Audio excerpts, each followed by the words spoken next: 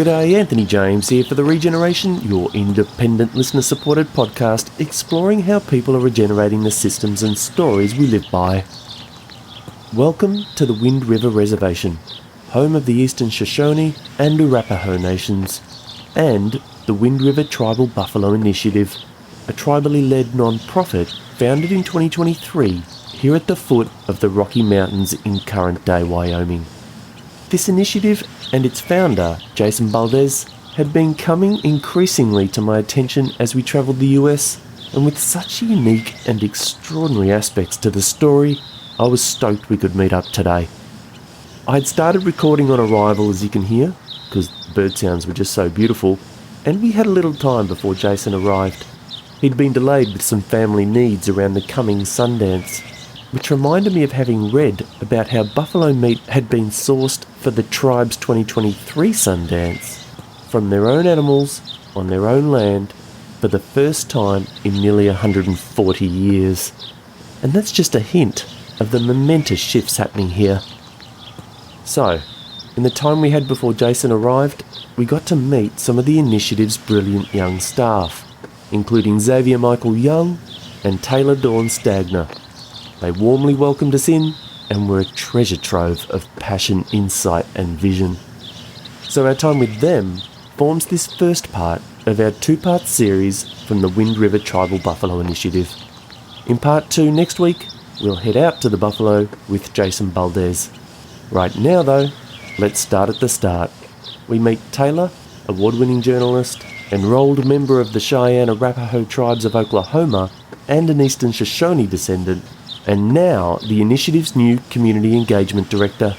And we also meet Xavier, offering us the opportunity to delve ever deeper into the initiative from the perspective of this young Seminole man, who brings his economics, finance and cultural tourism expertise, having been drawn to Wind River by the buffalo. How are you? AJ? Anthony? Yeah, or Anthony, yeah. AJ? Right on. Olivia. Olivia, nice to meet you. Nice to meet you. And that's Yeshi. Welcome. Thanks, man.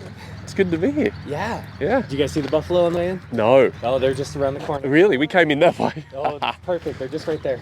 Taylor, how are you? Nice to meet you. AJ, nice to meet you. Yeah. Olivia? Hi. Nice to meet you. And there's little Yeshi over the side there. Hello. How are you? Oh, good. Sorry I'm a little late. Just got in.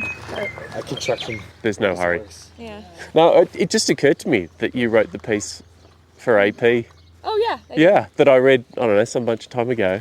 And I just went back to it ahead of coming in. I was like, oh, hello. Oh, you knew. This happened just recently. Yeah, they had a position opened up and I was kind of looking for something new, so. Excellent. That's cool. Yeah. It's a great piece. Thank you. I really liked it. That. Yeah, and amazing photos. I know, we had somebody from the AP come out and it just all worked out that we had a buffalo release that weekend. That Yeah. I was Really? publishing, so. That was by chance? Yeah, by chance. Oh my God. That's crazy. It looked like that was the point of the whole thing, but no. Cool. No, good to meet you guys. It's a real honour to be here. Where are you guys living back in Australia? Cool. We're on the west side. West side? Yep. Perth side? As well. Perth side, yeah. Yep. Have you been there? Yeah, I got to go on a study abroad, went down the coast, landed out in Brisbane, got to kayak around Noosa, got to end up in Sydney. Even went out to Lightning Ridge. That place was fun. Oh, cool. Did ya? Yeah. Wow. Why? It was actually, I went to University of Wyoming for my ag biz undergrad, Right. and at the end of that I wanted to end off with a capstone that was meaningful, and I found a program that allowed you to go to an Everglades ecosystem, and as a Seminole from Florida, Yeah, right I on. was really looking to find a place like that, and it was so cool. Noosa was really cool that way. Oh my But God. the program was about the Australia's export-led agricultural sector, and everything was about how all the different farms out there are managed and all the different programs. We went to even some parks out there. It was really cool. Really? Yeah. That's interesting, because that export-led aspect to it is, It's interesting. It's interesting. Yeah, I'm a market guy and an economist at heart, so like that was really interesting to learn about. Went to a lot of wool farms. Right. Yeah, right on. Yeah, Yeah. especially on the east side. I mean, they live with sheep here as well, didn't they? And they certainly did in Australia. It's turned a lot to cattle now. Yep. And particularly the more west you go, into more open, drier terrains, harsher terrains. But It's beautiful out there, though. oh my God. That was so cool. It's unreal. And there's some actually fun and awesome stories out of Lightning Ridge at the moment. It's a gift that keeps on giving. Yeah, I want to get there myself, and because I try to get on location, obviously, so sort of waiting to get there to meet some of the people we've been hearing about. Because as we get around the country, which is what we've done for 8 years with this now, it's just led here over the last year. But going around Australia doing it, it's been really interesting that a few voices have said, go Lightning Ridge. But then you get other voices that say, go somewhere else. So I've got this list of when we're ever near these places, make calls and see what... Kidding. Like here, and see if something can happen. Man, I was fascinated by those opalized dinosaur fossils. That was the coolest. It's off the charts. Dinosaur bones can turn into opal. It's really cool. Yeah, I saw Velociraptor claws that big and turned into... It was a way cool spot. That is nuts. We'll have to take you there someday. But we got a cool spot here, too. Yeah. Is Jason here, or? I asked Jordan and TK before, and they said they haven't seen him, so it doesn't sound like he is yet. Oh, okay. Tika's my brother. Oh, really? There we go. Yeah, I can see it now that you mentioned. Yeah. Cool. Well, I can give him a text while I bring my stuff in. Cool. And then we want to just do a tour, and you Sounds can good. lead it. I'm still training and stuff. So. Yeah, of course. Yeah. Yeah, we can get you guys settled on in. Thanks. So, Taylor, what have they... have you got a bit of a mission in your role here as a journo? I mean, just get more information about the camp out to people. Yeah. Yeah, our blog kind of, I don't know. I want more like timely information out to our local community, so that's my goal. Really, yeah. Being out here is great. It's not journalistic, but it's As also such, yeah. But it's still story. still story, Yeah. still story making. And important. I think so. I've followed Jason and his work for a long time. Yeah. Yeah, you I think we listened to one of your narration podcasts, and we really liked it. Thanks. Which one did you pick? The one about that really popular movie by Martin Scorsese. Oh, Killers of the Flower Moon. Yeah. Yeah, At that the one. Osage. Yeah, that's Yeah. the one. With the chief? The one before that. Before was that, with the woman who introduced us. Yeah. Yeah, she's interesting. and She was cool. interesting. Yeah. Yeah. No, the last one's going out now with the woman who essentially ran a lot of the food sovereignty and other stuff that the chief talks about from a higher level. Oh, cool. She's super impressive too. There's a lot of really cool things. That's one of the more totally. positive things that are happening right now. Isn't Food it? sovereignty, like in Indian country. It's Yeah. really great. This is what we're seeing. I mean, part of how we came across you guys was actually a friend of Jason's. Pedro is his name, up at American Prairie, who's been recruited to do the bison program up there. Okay. And so him and Jason go back a ways, it seems. Seems like Yeah. Jason knows everybody. Yeah, really. Buffalo community is really tight. I expect. Yeah, I imagine. But it's pretty cool too, from what I can gather. There. Yeah, especially in Indian country, it's even more so. Yeah. It's been a real highlight of the journey. I'm glad you guys got to see that program too, then. That's cool. Yeah, it was. And they were, Pedro and his wife Flora, she's really cool as well.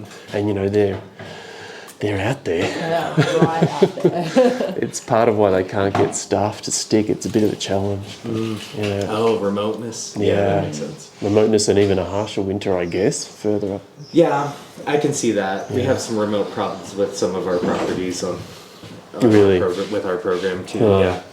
Yeah, so have you got a sense, Taylor, of, I'm curious with the media aspect of the approach you take then to try and get these stories out?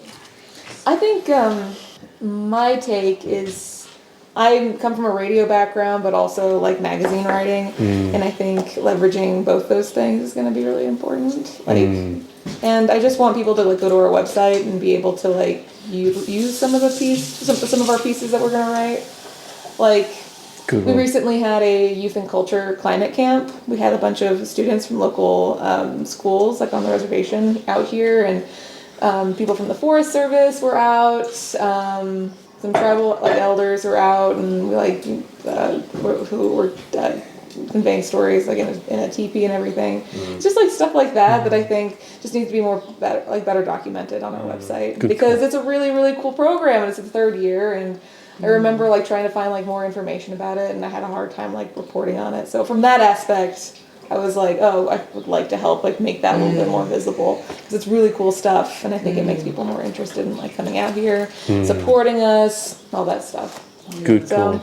I Yeah. think just making some of the cool things we do here more visible. It's interesting, talking with, so Jan's her name that's on the podcast to finish the series from the Osage, and she said, despite, like particularly since COVID, because they got COVID money and they did a whole bunch of stuff, there's some overlaps too with mobile processing and other food sovereignty stuff. And they got a big greenhouse there now and a little market, and then they've got a mobile market they take around.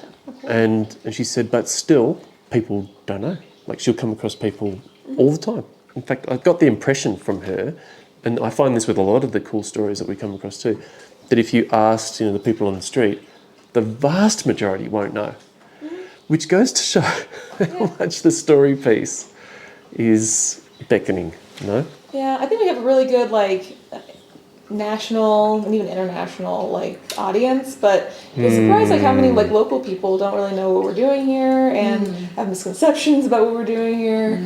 So I'm sure. Yeah, so a lot of rumors get spread that way. So I just want to maybe make it more visible to them and make myself more available to answer questions and That's cool. have community events and all that. And Xavier's training me because he's the Buffalo guy. He knows all the fun facts. Jason's been training him for a couple years to do these tours and Cool. Yeah. Well, I don't know about the Buffalo guy. I'm a Buffalo guy in training for sure.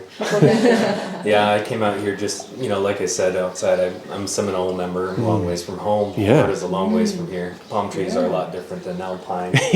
But I'm excited to learn as much as I can here, understand what it's like to manage buffalo like wildlife. And that's kind of the significance and the uniqueness about this program specifically. Is buffalo are managed primarily in the United States as a livestock species, and that is not really how they've existed on the landscape throughout their historic time here. And so, what Jason's trying to do is to reestablish that both the cultural and the ecological connection from the buffalo to the people and to the land. Yeah. And so that really just means that we need to manage them like wildlife species, like the deer, like the elk, like the pronghorn antelope out here, right? Not like a cow where we have to fence in, fence out. We allow habitat for these large animals, species to exist on the landscape in the Wind River Reservation here. So we've got a couple maps to illustrate this the boundaries here. So this is the Wind River Indian Reservation boundaries, and these are the WRTBI boundaries, and then the reservation highlighted in white as well. That's and interesting. so you guys said you guys stayed in Lander, so Lander would be down here. Is that right? Yeah, that's right. We just passed the sign as soon as we started. Yeah. You guys came in through Fort, I imagine, came up that Yeah. way. So me and Taylor live out by Riverton, just along the Wind River. So there's a lot of history that goes into a lot of these boundaries right here. There's about 200 years of history that you need to cover to really get a good understanding of it, spanning from the Fort Bridger Treaty with the initial treaty with the Shoshone tribe, and then spanning even further into just all of the different Wind River agreements itself, and then cutting down even further to that chunk in the corner, the McLaughlin Agreement, which all of those different agreements spanned from 41 million acres from the initial agreement in 1886 to 1902, and these boundaries, when these ones were established, and that now is only 2 million acres that are given to both the Shoshone, Eastern Shoshone, and the Northern Arapaho collectively. And so it's really hard to just get an understanding of the politics and the regulation and all of the different policies and tribal politics that goes into play with that aspect too. So, yeah, very unique in that two tribes are managing the same land. Right. That typically doesn't happen. Really? Yeah. So. No, yeah, usually if a tribe gets put on within another boundary, like in Oklahoma, you'll see that a lot. Yeah. And other reservations, they either get incorporated into the other tribe, or they usually just, they don't have that collective power. They usually have to give it to one or the other. Usually the one who's been there the longest. Yeah. Oh, geez, that's interesting. I didn't realise that. It is a point of curiosity for me, though, how it works. Can't always have been easy. Yeah. But geez, you've got over this stuff quick then, coming from... coming from afar. What brought you here, though?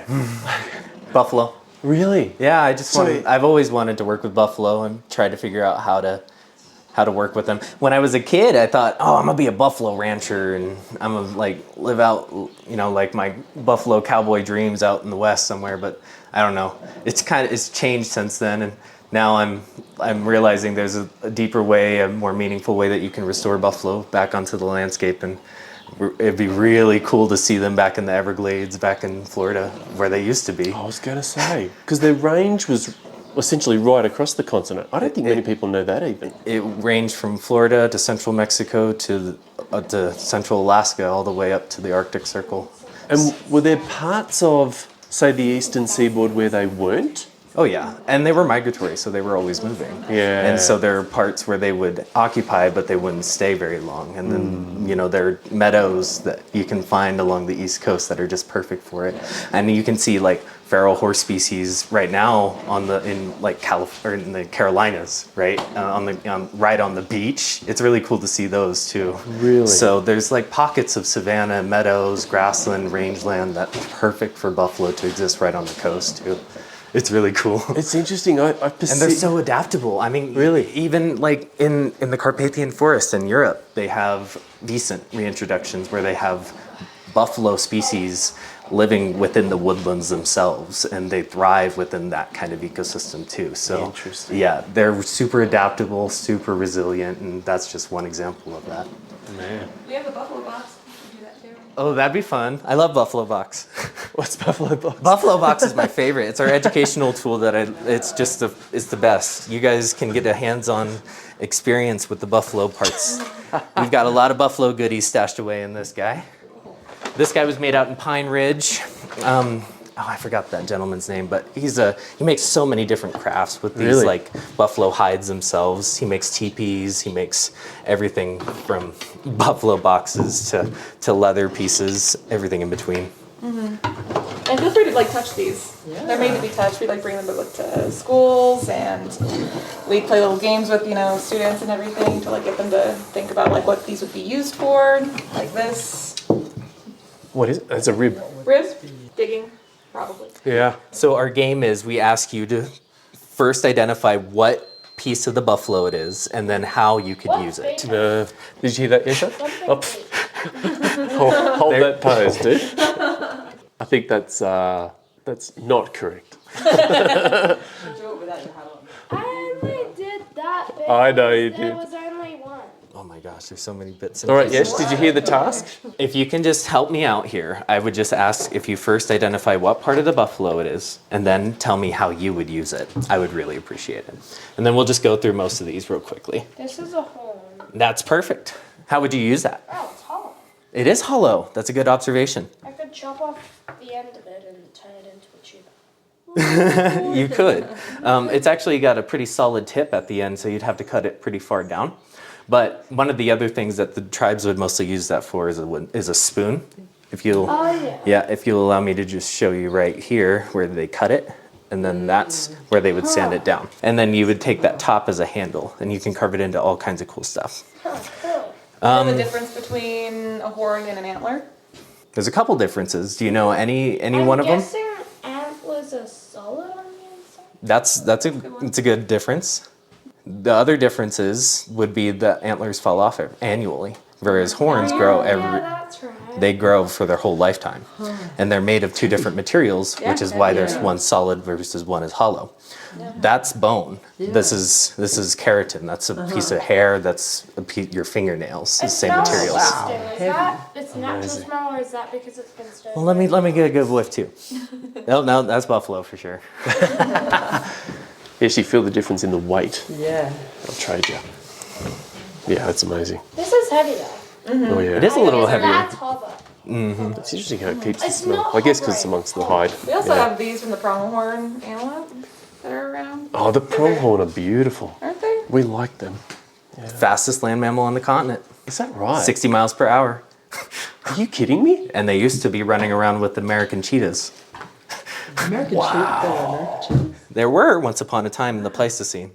Wow. There were Australian lions too. Oh my God, Yeah. what is it? Thylacine? What's this? The thylacine This cat is a or lion. thylacine lion? That's the tiger. Yeah, That's that's the what it is. tiger. Yeah. It's not Oh, And the 12-foot kangaroos. they're already scary enough. Yeah, it was made out of that. I don't know what part that was made out of though. So you would use a scapula for that bit. If you hold it up into the light, you can see exactly where Yeah. you can get it out of, or you can carve out this bit and it's more solid. But this is perfect for shaping down into that. It has a little bit of flexibility, but not too much. You can see it doesn't have too much give. But other bones would have a little bit more give. So if you were to break down a rib bone, you might have a little bit more give. So what would you might want something with a little bit of flexibility for? One of the things that you could use this item for a rib bone would probably be an awl. Do you guys sew at all? Yep. So when you need to punch a hole into leather, something this thick, 2-inch hide, with a hide that's 2-inch thick, you need to punch a hole into it before you can stick a needle through it. So that's why you want something with a little bit of flexibility. That way it doesn't just break and snap on you. Whereas if you just use a tool made from something like the densest bone in the body, like the metatarsal or the metacarpal, which is the lowest part of the forelimb or the hind limb, it needs to hold up 2,000 pounds of animal, so it's got to be really strong. So you would use that for something that you use repeatedly, or you're going to wear down a lot over time, and that would be for the flesh scraper. All right, what's this bit? Whoa. Whoa. It's just a slightly bit bigger than your shoulder blade. Hey, I've got an idea. It is amazing. Once we get outside, I can show you guys my buffalo hat. Yeah, cool. That's a scapula, which is the shoulder blade. It's the same bone as this. It's just the difference between a big bull versus a cow. Those are the dew claws in the back of the buffalo, like right above like the hooves and everything. On the hawk. Yeah. And if you like jingle them, that used to be used on regalia Oh, yeah. and before bells. I tell you though, I was with this elder in the north of Western Australia, and he took us around and he said, this was our sandpaper, and you pulled a leaf off and it was like sandpaper. And then he's like, this tree was the soap, and you rubbed it and it sided up. And it was almost funny how everything was already there. And I'm getting it from this table too. It's like almost anything you could want. Yeah. Jason, our founder, talks about how the buffalo was the life's commissary for the Shoshone and Plains people, just entirely. Anything you can find at Walmart, you can find in the buffalo. So that's why we like to just showcase this buffalo box here, is to just showcase exactly that, how everything you can find in the buffalo has a use, and it's not one use. Everything can be brought down into multiple things. That's why we have the cheat sheet too. Oh, look at this sheet. That's actually a really good production, because it shows you, like, it's full. From this tip of the nose to the tip of the tail, we use every part of the buffalo still. That's worth doing. It's interesting, that Walmart metaphor reminds me. Remember Gloria? At the festival at Chimney Rock in Colorado, and they were talking about the yucca plant. They had a little demo thing going on there, and she said, yeah, it's the Walmart of the Southwest. Because it was, what was it? It was food, fibre, and strong as all get out. Yucca? Yeah. That makes sense though. Yeah. A whole bunch of other uses. Same thing. A whole litany of uses we would never have imagined. With different preparation. Right. Just brilliant plant. We can use rope from the buffalo too. Albert, one of my friends over here at the program, also a graduate student at the University of Wyoming, he's been working on this spool for a long time. He's probably worked on this for about 2 years now. Really? And that's from hide? Yeah, no, this is just from the fluffs that we find on the ground here. And there we've you go. stuffed the bladder with this. There you And go. this is really just a showcase of how much hair the buffalo have and what they do when they actually get brought back onto the landscape itself with the hair. The hair falls off annually, unlike cows. And they have 17,000 hairs per square inch as opposed to a cow which only has 7,000 hairs per square inch. And when that gets dropped around on the landscape, it's actually, because it's the second most insulating fiber on the continent, it's actually really good for incubation, for eggs, and even for nest for rodents. And so all of these critters are picking up those hairs and they're using it for their baby's nest. Man, okay. What's the most insulating material on the continent? I forgot what the first is. I think it's muskox. I think it's muskox is the first one. Really? Yeah. You can double check me on that one. That's right. We'll wiki check You've got a later. lot of buffalo skulls. We do. You want to go check those out too? We have 3 right here, but we have many more hidden away too. Thanks, Levi. We got a big crew here. We got about 12 people. That's cool. Yeah, we got laborers, welders, we got admin, office, finance, communications, community engagement. That's very cool. Yeah, but back to our buffalo skulls here. We've got 3. We're going to give these guys out to the community because these were on request. As WRTBI, as a nonprofit or charitable organization, we can step in for those kinds of charitable needs. And so that would be one of the things that we do with as a program, is to give meat and buffalo products that can be given away for ceremonial and cultural reasons to back to the community. And we can take on those financial burdens as a program, right? And we can just turn that and incorporate that into our operational budget and make it into our part of our program in general. And so it's a really big part of our program when we give out meat to of our food commodities program for the Shoshone tribe, and then also to the Wyoming Food Bank. We've gotten partnerships with both those programs to give meat away to local communities. But the skulls we usually just try to take care of them as long as we can until there's a need for it. So these 2 are going to be given away, and then this one we're holding on to. This one is meaningful just because he was the first one that was killed on site. Is that right? Yeah, he was the first one that was harvested here and at the program. And so that does, introduce the fact that we do cultural harvests here on site, and we, process those animals. We take them out in the field, and we do that as best we can culturally and traditionally as well. So there's a lot of different aspects that go into this program. Totally. And were they adults too? Yeah, those were about 3 or 4 year olds, I think. This guy was about 7 or 8. Man, look at the size of that. Here, I can hold him up for you. Whoa. You want to give it a hold? 100%. Whoa, yeah, that's heavy. So, and if the horns aren't weighing much, it's all skull, huh? It's the skull, and then remember, there's about another half of that with beard, flesh, all the tongue and the brains and everything in between. So it gets quite heavy. It's beautiful, isn't it? He's gorgeous. Yeah. We've got a couple hides here, but honestly, this guy that we have displayed out here on the couch is our biggest hide yet. He's a 75 square foot hide. He was the biggest one that we've probably ever harvested here. We did manage to keep the face on it too. Oh man, look at that. Woo, that's awesome. Yeah, 75 square feet. He was huge. Most of them come out about 40 or 30 square feet, but this guy was massive. He had about well over 1,000 pounds of meat. Wow. So as the finance guy, it's timely enough to ask, how does it broadly work in terms of supplying for community like that, which is ideal? But how do you make ends meet? Well, most of our programming comes from private foundations, and as well as a portion of federal funding, as well as a portion of private donations as well. So we've got a mix of partnerships that have been really helpful with conservation organizations that also help out a lot. So, National Wildlife Federation is one of our biggest partnerships, and they've been one of our biggest supporters from the beginning. And so that's one of the ways that we allow, we can do that. And that's always been the vision, When the vision is to restore thousands of animals across thousands of acres and protecting them under tribal law as a wildlife species, you need to first build out those programs, those partnerships with all of these different organizations, with Tribal Fish and Game, with the local non-government organizations, right? All of these different programs. So that's kind of gets a little bit into it without getting too deep into it. And is there a mind then for, that's all part and parcel of a bigger vision, obviously, and you'd want that to be, forever. I think about the federal government situation at the moment, other changeability. How's that affecting you?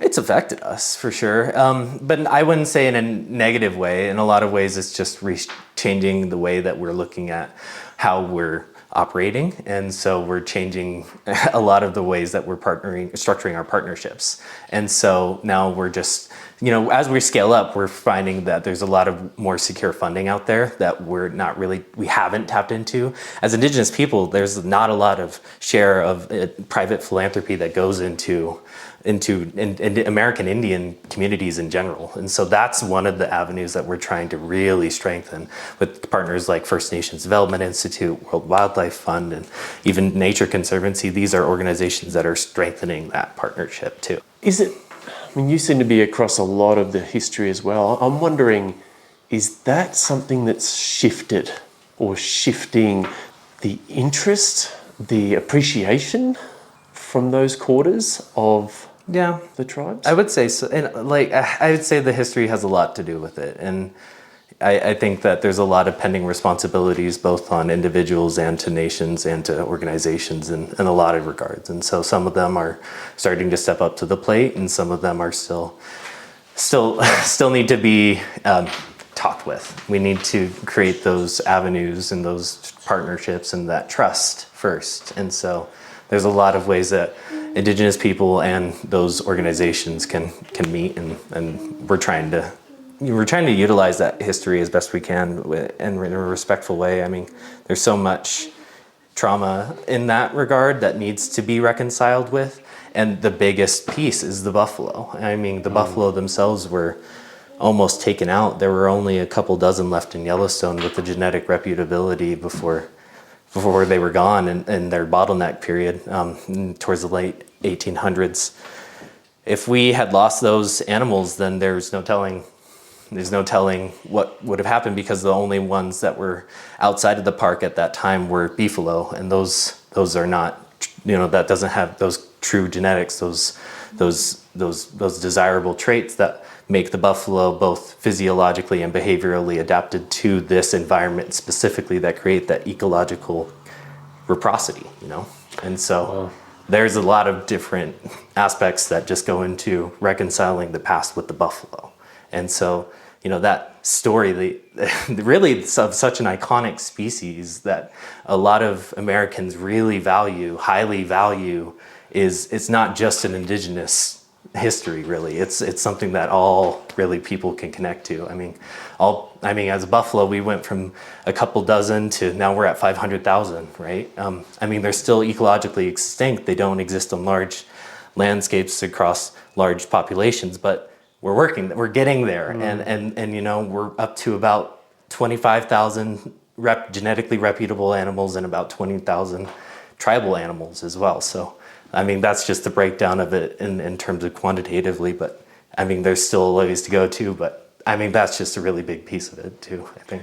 Did it all restart, if you like, out of Yellowstone? Was it that 24 that were the key to what's become what it is today? Yeah, a large part of them. Wow. And then there were a couple of other herds that were kept outside. I heard there was another individual tribal member that was also able to hold on to some genetically reputable animals and helped restore that lineage too. I'm not sure exactly on every herd, but that Yellowstone animals themselves play a big part in that reintroduction. It's amazing to think how a moment in time, hey, it just that story of survival and now resurgence. Yeah. It is really cool to see, and really cool to see happen here in a tribal context too. It so is. Yeah. Even for us, as outsiders, we can feel it. So we can only imagine into the broader feeling for you guys. It's interesting too to hear you talk about the finances. It's a very similar picture in Australia and a very similar approach that people are trying to take. But it's fair to say it's not really come through systematically yet. You could say the trust is still, and the understanding that you alluded to is still being built, which does then raise the spectre of how that's best done. But yeah, very similar sort of efforts and processes back home. Yeah, it was really cool to see all the natural resource crediting that's going on in Australia, and all of those programs, like with Wilmot Cattle. That was really cool to see when I got to visit there. They were a really interesting case study, but to see that sort of valuation of a natural resource to the point of which you can do accrediting systems is really interesting. And there's all ways that we can tap into that valuation of these natural resources anyways. And we need to utilize not just crediting systems and not these new systems, these greenwash systems, but also these really stable and really foundational systems like conservation and sportsmen and that nature. And hunting has always been a part of this conservation story, and so that's why Jason is working to restore the buffalo, honestly, because he grew up hunting here and he didn't he didn't quite grasp why here on the Wind River Indian Reservation, just 60 miles outside of Yellowstone, he wasn't able to hunt buffalo, when his elders talked about these huge hunts that spanned miles and miles, and the buffalo that would span as far as the eye can see. I mean, what happened? And that's why we do take the approach we do, I think. It's interesting here talking about those credit programs and stick the word greenwash in there too. It also just makes me think logically, like if you're going to, this is critique, right? I'm appreciative of what it can offer too, and so I'd be curious on more of your thoughts there. But if you do value more of, let's just say, the living world in that way, the critique is, or one of the critiques is, at what point does that become a price that for those who can pay it is worth paying? So this forest versus that much money, I'm happy to take the forest, right? Or whatever. How do you balance that, right? How does do you it balance actually that consumption versus the conservation? Exactly. Well, I agree. It's a really tricky balance that you have to meet, but Indigenous people have been meeting it for centuries. It can be done. It has, and it has been done. And what we're trying to do is restore that system that we had in place with the buffalo. And one of the ways that we can do that is with, tribal programs mostly across the United States. American Indian nations have held on to that sovereign position that they hold the ability to hunt their own animals on their own lands, and that's exclusive. And so that's one of the tools that we're ensuring is not going to lead to that overconsumption of the buffalo. And it's going to, making sure that we instill those cultural values along with that economic value. It's a really complex system, but I think that's one of the ways we're trying to do it. That's also what you're studying too. Yeah, my graduate program is in environmental natural resources and society, and my thesis is going to be on turning out an ecotourism feasibility study for WRTBI to scale up as we move forward. And I think before we can get to the point where we're doing lodging and visits and really large scale tours, we need to first create a lot of those principles that are going to be ethically driven, and we need to incorporate that into the strategy here at WRTBI. So that's one of my research focuses, and the other focus is also, as an economist, I just love looking at demand. So I love willingness to pay studies and contingent valuation stuff. So I'm doing all that cool stuff in my research and thesis stuff. That's brilliant. It's funny, I was just talking about the ecotourism thing too. There's a big conference when I get back home that I've been asked to MC, regenerative agriculture, or transforming food systems in this bigger picture sense to be good for land, good for cultures. And a lot of it is about investment. So what we're talking about, how to have the partnerships and the investment flow into where it needs to for the benefit of the whole. And ecotourism was, I felt like in the conversation, was one of the flanks that hadn't been brought up much yet. There's a local exemplar on a station, we call them, not ranches, in Outback, as we call it, Western Australia. You know this, Western Australia. And they're still cleaning up awards for doing it in a really, I'm talking about Woolleen Station for listeners who know. Some will have already picked it, in a way that was led by what matters, what's valued most.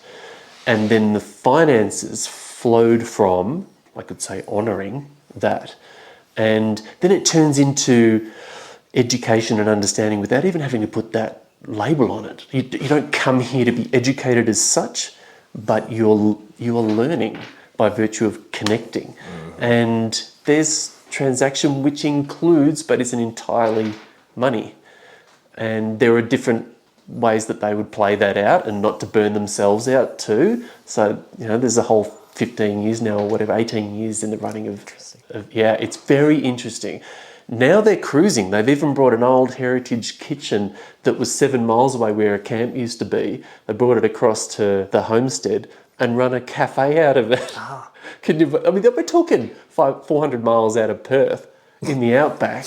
Gotcha. But, the way this used to be when it was extractive, they used to have tuxedo dinners in the homestead because it was just, they were lands cultivated by Indigenous people over millennia that had waist-high grasses. Now through that area, it's thought about as red dirt country. Right. Like that's the Australia. Right. When Oh, okay. It's not. Oh, it my had gosh. hip-high grasses. Oh, my So gosh. imagine the Europeans going in and going, get the livestock on this, we've hit paradise. But just it's a whole destroyed different it. soil structure, so it destroyed it.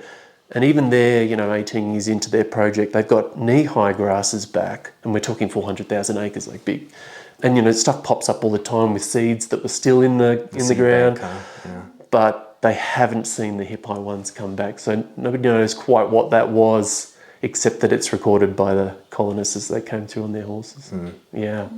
But back to the ecotourism thing, though, it does say, there will be other examples too, it's just the one we know and become friends with, but it does say there are ways of doing it. Oh, yeah. That can be cool. And I guess you're seeing other case studies too in your studies. Oh, yeah. Yeah. There's so many different examples of Indigenous people being able to utilize ecotourism in a way that benefits both culturally and ecologically. And oh my gosh, they're so cool to see. But there's more examples of non-Indigenous folk coming in and using ecotourism as well in a way that's extractive and in a way that leads to more negative than anything. And so, Really? Oh yeah, there's both. So you got to be careful, and there's a way that you got to approach it that's really strategic.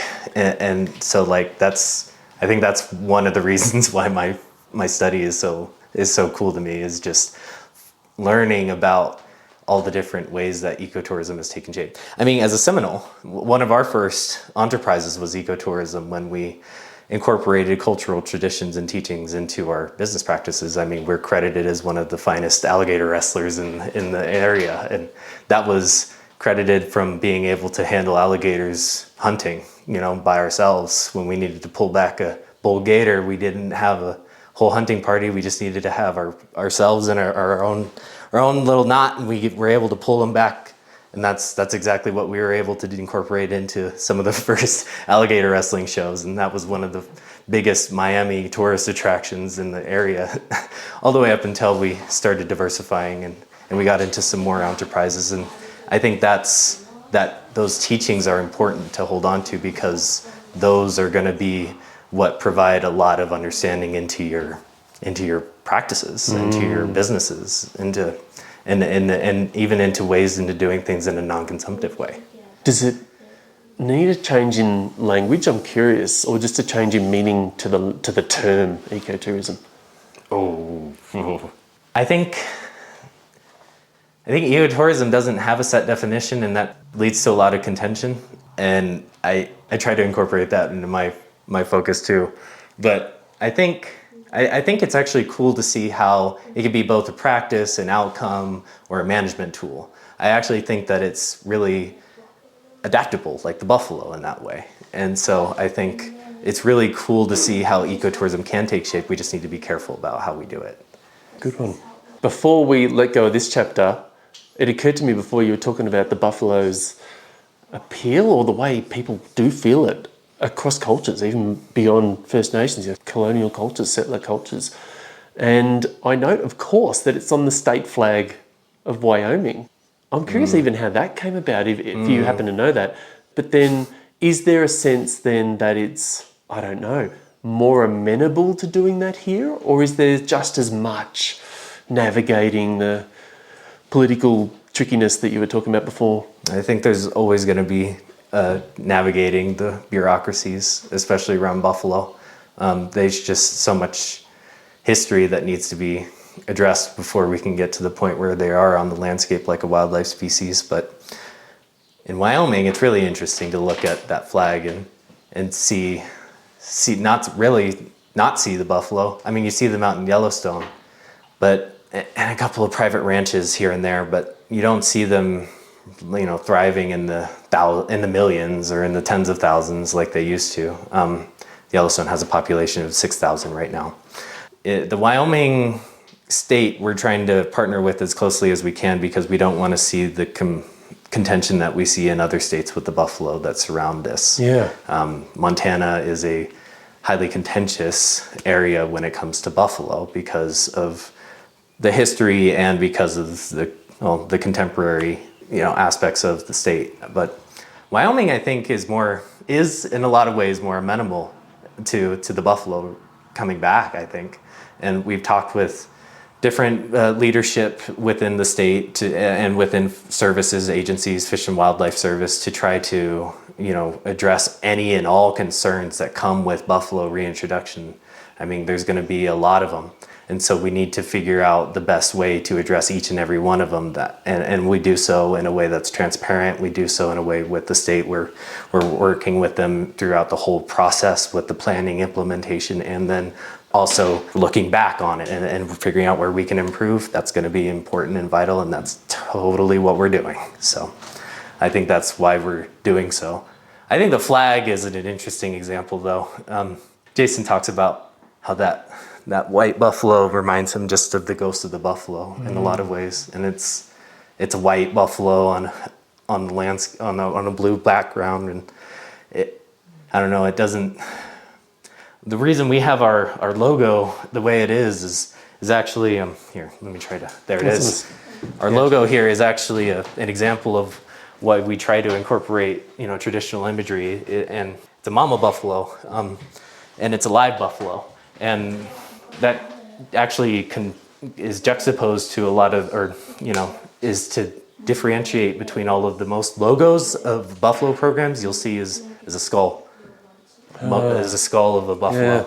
And so that's why, we looked at that flag, Jason looked at that flag and saw a ghost, and I'm sure he thought about that as well whenever we talked about our logo too. So, there's a lot of different meaning behind buffalo images. And it's important. The Buffalo Treaty, if you haven't heard about it, is really cool because it's an agreement between a lot of different indigenous folks out here that are trying to create, what do they call it? Buffalo awareness. And buffalo awareness is cool because you can, once they point it out to you, you start to see buffalo everywhere.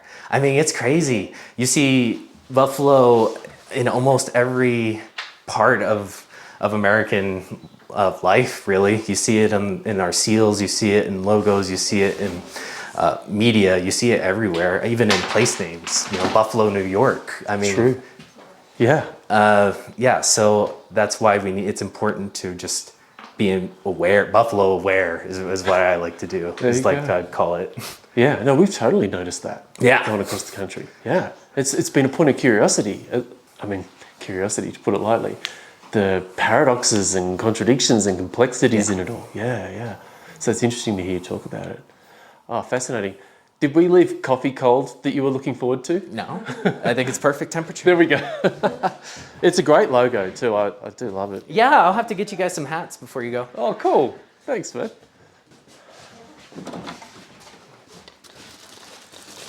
So this is HQ. This is headquarters. We call it Grandma's house. Grandma's house.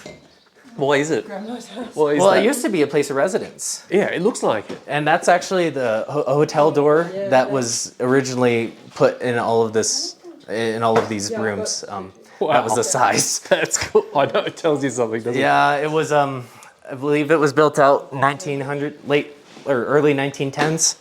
Huh.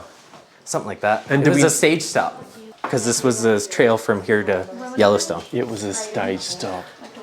Do we know much about the occupants? Not the originals. It'd be interesting, wouldn't it?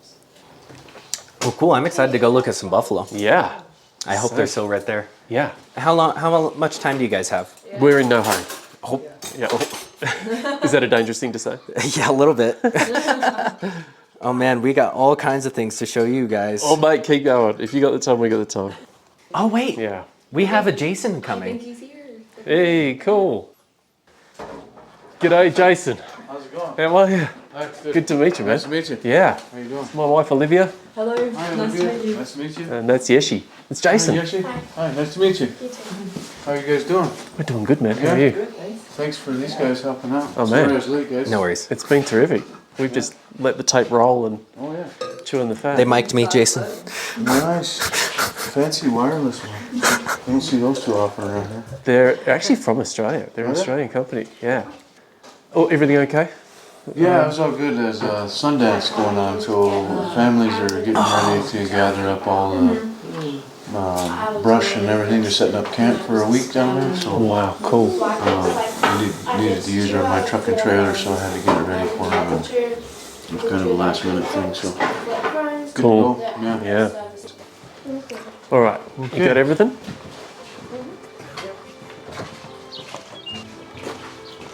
We'll jump in this red one here. Cool. Who should I go? Where you can is go it? in either one you want. You want to come with us? Yeah. We'll get the door for you.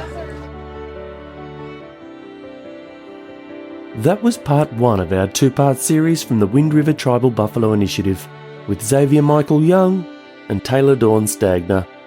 Some pics and links on the website, and as always, more for you generous paid subscribers soon, with great thanks for making it all possible. While we're on that, special thanks this week to Alison Lolfitz, Sally Fields, Alison Worthington, Luke Sweet, Justin Von Perger, Kirsty Wagstaff, and Josh Mullins for being paid subscribers for 3 years now. I'm so grateful for you all. We'd love you to join us if you can, get some exclusive stuff, and help keep the show going by heading to the website or the show notes and following the prompts. Stay tuned next week for part 2 with the initiative's founder, Jason Valdez, out in the field with the buffalo. The music you're hearing is Regeneration by Amelia Barden. My name's Anthony James. Thanks for listening.